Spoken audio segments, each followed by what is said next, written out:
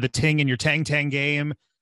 UCLA headed to the 5-star boutique hotel that is Oregon. Oregon, a 6-point favorite. Let's go, Bill, Reese, Pete. Bill, start by telling us if you'd wear a toga if you were at this game. No. Under any circumstances, no. At this point, 20 years ago, maybe. No, this game, these are two of the teams I've really been leaning on. I think I think the books have been underestimating these two teams for a while. And the numbers early on, the efficiency numbers early on, especially for Oregon, suggested they got crushed by Georgia. They're gonna be a really good offensive team when they start playing mortal defenses, and they have been. So this is hard. I've been sticking up for these two teams, and I just think it's going to be close. I'm going to pick UCLA because I think it's going to be closer than 6. I'm not really sure who I like in this game. They're both extremely similar, extremely offensive, extremely efficient offenses, extremely iffy defenses. Any stop in this game is going to be a pretty big one, but I don't really know who to pick straight up, but that tells me to pick UCLA. Really on the same page with you there, Bill. Oregon's defense hasn't been good on third down, been pretty good against the run, but they don't get the field. They've given up some yards passing, a lot of yards after the catch, all of which seems to play into Chip's wheelhouse. You've got a veteran team in UCLA, I should say, a lot of old guys on that team. I'm not going to be surprised at all if Oregon wins the game, but touchdowns too much, too much delay with this being the next big test for Oregon after Georgia, with all due respect to BYU.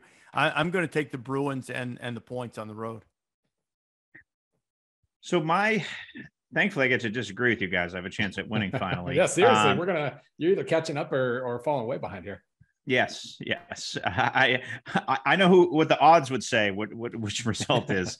You don't need to be a statistical analyst to know that. I am still. It's interesting, right? Oregon, if they played Montana State to open the season, we'd be gaping at their offense, right? Like a gasp, saying, "Oh wow, this is a juggernaut. This is dominant. They're in the top 10, top 20 in almost virtually every category." And then UCLA, they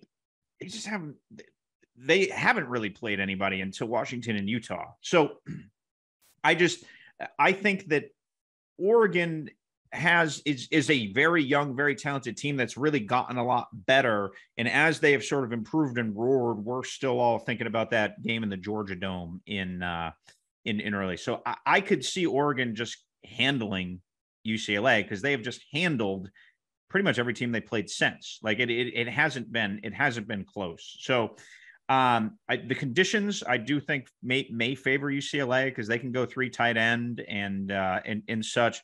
But right now I will stick with our friends the Ducks, just on the theory that we've seen it from them, and I think Bucky Irving can just grind it out in the rain. And Terrence Ferguson is a weapon at tight end. There's some great tight ends in this game, and Bo Nix has been outstanding since the opening game when he was not. Thanks for watching ESPN on YouTube. For live streaming sports and premium content, subscribe to ESPN+.